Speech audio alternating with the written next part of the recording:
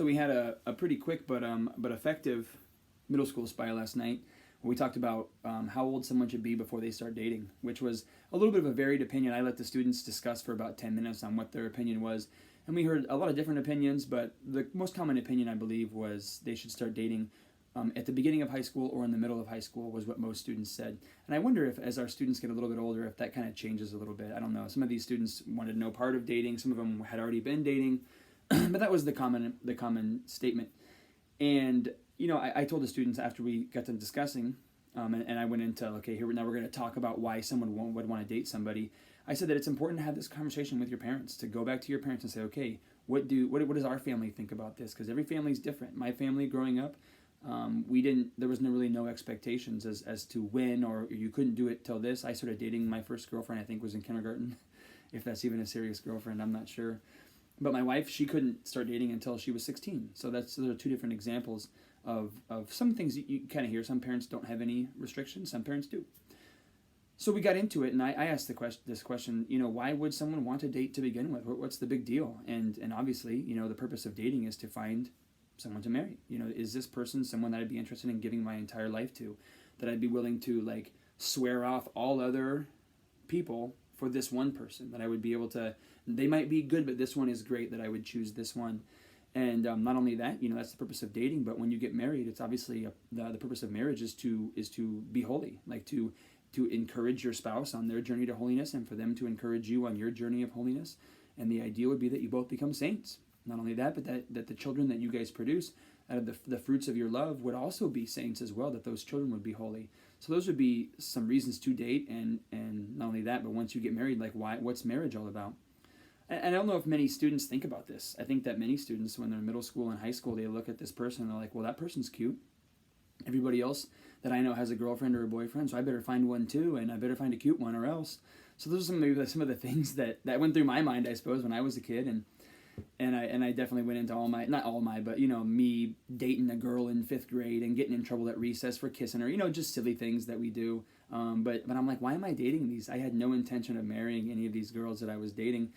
I just thought they were cute, and that's it. But I told the students, we're more than just physical beings. It's more than just how someone looks. We are both soul and body. We are spiritual and physical beings. So yeah, not that attraction is wrong. That's a good thing. That's a thing that God has placed inside of us, to be attracted to the opposite sex, where we can find somebody to be in that bond, that one flesh union with. Again, to help ourselves to become holy, but also to produce children who are also holy. So that's not a bad thing, to be attracted to somebody, but it obviously goes deeper than that. I think that as we get older, we start to realize that we're less impulsive, and we can look deeper than skin deep, and to see that, man, I like this person because they care about me. They want to see what's best for me, and that's the person that you want to marry. If you get married to someone who's a 10 out of 10, but they don't care about your soul, that's going to be a tough marriage. Because obviously, as we who are older know, looks. Yeah, I'm 34 years old, and I'm not getting any younger, man. I'm not getting any stronger, getting any cuter or anything like that. So looks go away, and what's left after that? But who a person really is, their soul, and if we can see that deep, to find that person who, if they can be attractive, that's great. But also, what about their soul? Is it someone that you could give your entire life to? So I think that ended up leading into another good conversation for about 15 minutes, where students are able to go back and forth and kind of discuss these things. Why should somebody date? Should I be interested in dating, etc. I was pleased to hear that some of the students went back to their parents and asked them the question what they thought about dating. When do you think I, as a middle school student, should be dating? Because I think that's an important conversation to have. Where we do set up boundaries. Because I think that so often in America we don't set up any boundaries for our students. Not that I'm condemning anyone out there that's listening to this, but I'm the same. I hand my kid the iPad sometimes. I don't really put any boundaries on it, and I just hope they don't get involved in anything bad, But let's set some boundaries for our students, Let's let them know what our expectations are, so we can, as the primary catechist for our students, that we can catechize them as best we can to let them know what the expectations of dating are in our family, what the expectations of marriage are in our family, especially as a Catholic community, what we think what has been revealed to us as being the goods of marriage. So the greatest thing about last night was it was a lively conversation. Anytime we start talking about boys and girls and dating and all that stuff, students have opinions. So it was a really fun time, and I hope that some of your students come and talk to you guys about that. And if not, please do bring up this topic with your students. As far as me as a dad, when I was a kid, obviously, I could date whenever I wanted to, whoever I wanted to, and all that stuff. I mean, when you're in fifth grade, are you really dating? Are you really going anywhere? My wife, on the other hand, she couldn't date till she was 16. I look at the history of my life with my dating career.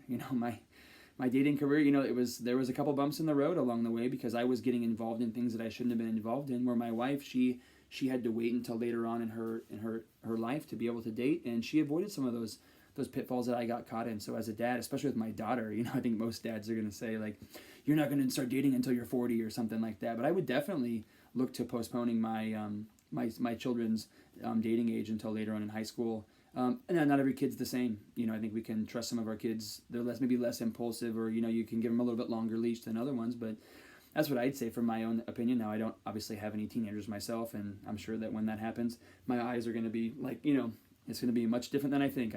I'm waiting for that day. I'm sure it's going to happen. But at this point, that's what I would say. So hope you guys have that conversation, and I appreciate your kids coming out last night.